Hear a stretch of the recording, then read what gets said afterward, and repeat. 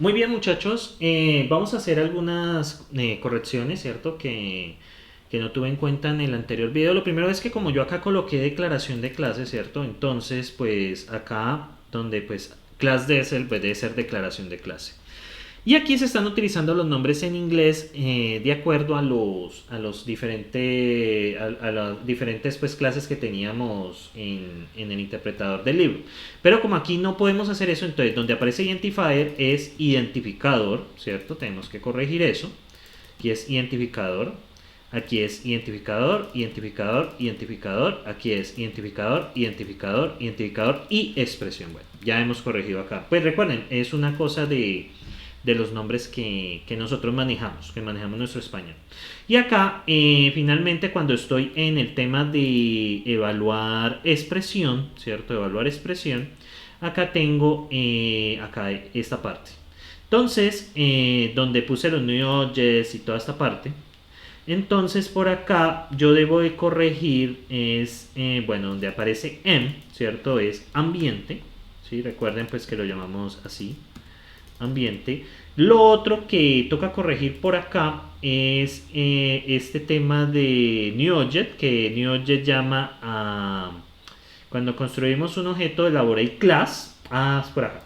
Cuando hacemos elaborate class, ¿cierto? Elaborate class, o sea, en evaluar programa, hacemos elaborar declaraciones de clase, la que setea esa variable, esta variable de ambiente de clases. Bueno, realmente es así. Listo, ahí ya hicimos las adaptaciones que nosotros necesitamos. Bueno, ya ha pasado esta aclaración, muchachos, entonces ahora sí seguimos con esto. Bueno, entonces hay varias cosas que nosotros vamos a tener que hacer para poder implementar esta representación de clases basada en partes. Entonces lo primero es definir la parte. Una parte que tiene un nombre y un vector. Ese vector va a contener el estado del objeto. ¿Qué quiere decir? Cada posición de ese vector va a estar asociada a lo que es los valores que tienen actualmente. Inicialmente ese vector va a estar lleno de ceros. Por esa razón, cuando ustedes no inicializan el valor por defecto de los campos, de los atributos de un objeto, son cero. Entonces, bueno, vamos a definir esta parte. Luego, entonces, para construir el objeto, vamos a construir una lista de partes, da un nombre de clase. Si el nombre es object, se sabe que ha llegado al tope de la cadena de herencia y pues no hay más partes que construir. Object devuelve una parte, devuelve una lista vacía. De lo contrario, se encuentra la declaración de clase correspondiente al nombre de clase dado y se retorna en una lista cuyo primer elemento es la primera parte y cuya cola tenías haciendo recursivo con la superclase. Es decir, yo busco mi clase actual, ¿sí? La agrego a la lista, la agrego al final. Ahora, ¿qué hago? Vuelvo a buscar la clase padre y la agrego. Vuelvo a buscar la clase padre y la agrego. Y hasta donde llegue, hasta object. Y para esto, entonces, vamos a hacer este procedimiento NewObject. ¿Qué hace este NewObject? Si encuentras, ¿cierto? Si encuentras object, entonces, pues devuelva vacío. En otro caso, ¿cierto? Haga la primera parte, ahorita vemos qué es esto, y NewObject entonces llama a este método que busque la declaración de mi papá, entonces, perdón, envía el nombre de mi papá y, bueno, acá ya, aquí hace la búsqueda y envía el nombre de mi papá para que siga repitiendo el proceso. De esa manera vamos a construir la cadena de herencia. O sea, buscamos la clase, ya, la metemos en la lista. Luego, buscamos al papá, lo metemos a la lista. Buscamos al papá del papá, la lista. Y así, hasta llegar hasta object, que es una lista básica. Entonces vamos a hacer esto, bueno, en este make first part, y finalmente lo que hace es construir una parte, ¿cierto? Tiene las declaraciones del nombre de la clase, ¿cierto? El class name, y hace un vector, miren. Y este make vector lo llena de cero, del tamaño de los files. Entonces vamos a hacer esto. Entonces, vamos a nuestro interpretador, vamos a construir el tema de las partes. Entonces, esta es la implementación simple, ¿cierto? La implementación simple, que es una lista de partes, ¿cierto? Que es una lista de partes. Entonces vamos a hacer esto.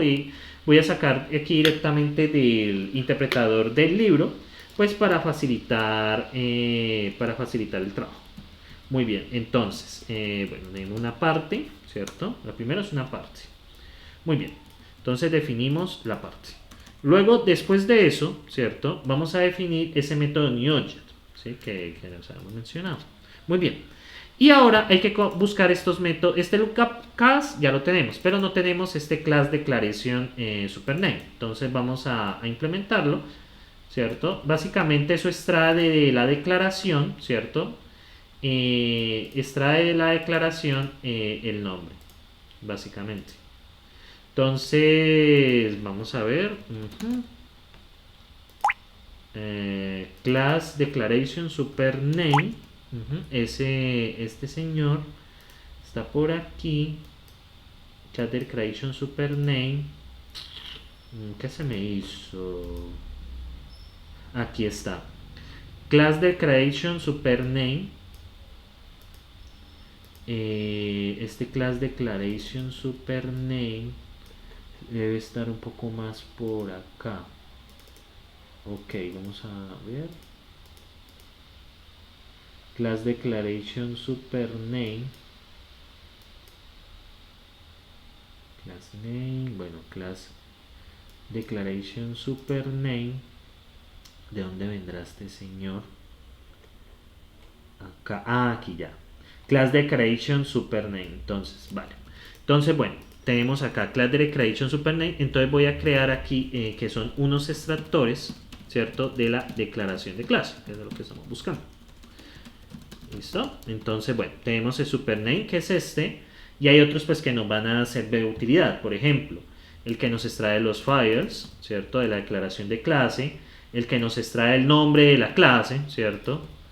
Que nos extrae el nombre de la clase, aquí está, ¿cierto? Básicamente pues es la expresión con cases, miren acá, es una extracción con cases, no tiene mucho, esto no tiene mucha complejidad. Y luego vamos a trabajar con los métodos, ¿cierto? Con los métodos, con los extractores de los métodos. Muy bien, entonces los coloco acá. Básicamente, como una declaración de método es un data type, básicamente vamos sacando, tiene el nombre del método ID y el cuerpo, sacamos el cuerpo.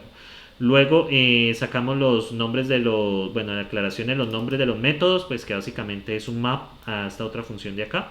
Los nombres de los métodos y así. Muy bien.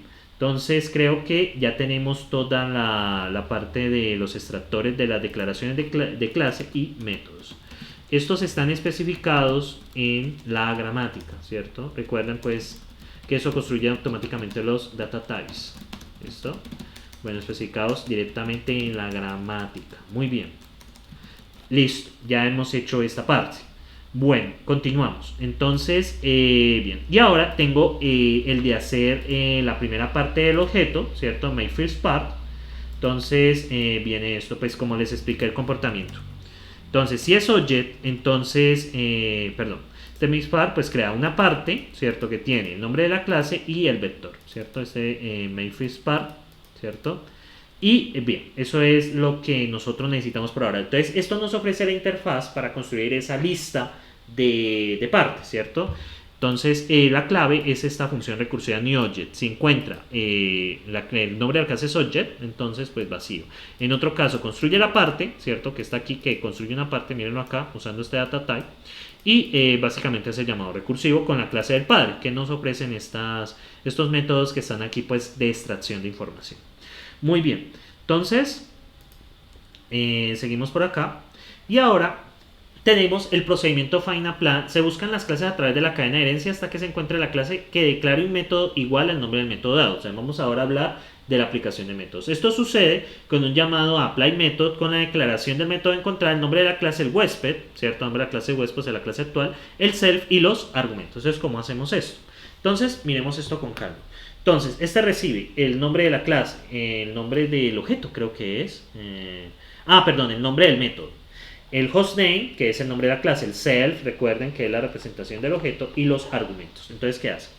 Si llegamos a object, pues, mano, no encontré eso, o sea, no está. Entonces, recuerden, si llegamos a object, pues no, en object no hay nada. En otro caso, ¿cierto? Buscamos la declaración del método. Si la encuentra, ¿cierto? Si la encuentra, entonces apply method, ¿cierto? Vamos a ver qué es esto. Y si no, haga el llamado recursivo con la clase padre. Es decir, lo busca en el actual. Si está en la clase actual, entonces ejecute, ¿cierto? Haga un apply method, o sea, con esto. Esto básicamente va a crear un ambiente extendido. Y en otro caso, ¿cierto? Haga find method and apply del nombre, ¿cierto? Y bueno, class name, super name y hostname. Entonces, este find method and apply va a crear un ambiente extendido, ¿cierto? Entonces, para aplicar un método se debe ejecutar ambiente método sobre un ambiente sobre el cual cada variable esté ligada a un valor apropiado. Es decir, un ambiente en el cual el primer elemento contenga la ligadura para super, ¿cierto? Para self y los parámetros formales del método. El resto del ambiente provee una ligadura para cada campo que es visible desde el método. Aquellos campos que empiezan desde la clase huésped. Entonces, ¿qué va a pasar? Entonces, la siguiente figura va a mostrar la aplicación de un método en el anteriormente. Acuérdense que este tenía creo que tres clases. Tenemos el objeto, el environment, ¿cierto? Entonces, este environment va a tener, ¿cierto? El super, el self y bueno, U y B. Entonces vamos a devolvernos acá donde está el código, como para ubicarnos un poco mejor. Este código acá, ¿listo? Entonces lo primero que va a hacer es construir la instancia del objeto. Entonces, como es un objeto tipo C3, ¿cierto? O3, un objeto C3, y luego se va a enviar a O3 M1 de 7,8, ¿cierto? Pues como M1 no está aquí, se va a ejecutar ¿en dónde? En el C2, mírenlo acá, está ejecutado en C2, ¿cierto? Entonces, ¿cómo se representa esto acá, la ejecución de esto? Entonces, la ejecución de esto, entonces va a aparecer C1, miren acá, 7 y 8, esa es la ejecución. Luego, ¿qué va a pasar? El self es el mismo objeto. Esto es una lista de partes, ¿listo? Esto es una lista de partes. Muy bien. Y esta lista de partes, ¿qué va a tener? Va a tener AC3, va a tener AC2 y va a tener AC0, ¿cierto? Entonces, esto es lo que está relacionado acá. Ahora bien, ¿a qué se refiere esta construcción del ambiente? ¿Cierto? Esta construcción del ambiente, vamos a ver que esta construcción del ambiente aquí va a tener los campos de C3, los campos de C2 y los campos de C1, ¿cierto? Hay una cosa que hay que observar acá. No ven que esto está como repetido, la información, porque cada una de estas partes van a tener exactamente la misma información, Entonces, ¿qué va a pasar? ¿Cierto? Acá va a ser necesario, como ven, algo de redundancia en la información. Por eso es que la siguiente implementación trata de reducir esto, porque esto ocupa mucho espacio. Entonces, por ejemplo, puedo decirles a ciencia cierta que los objetos en Java ocupan menos espacio que los objetos en C++, por esta razón, porque en estos objetos simples hay información redundante. Entonces, esto representa la ejecución de un método. Eso lo vamos a ver ya un poco más detalle con algunos ejemplos que vamos a ver en breve. Espero esto haya sido de su comprensión.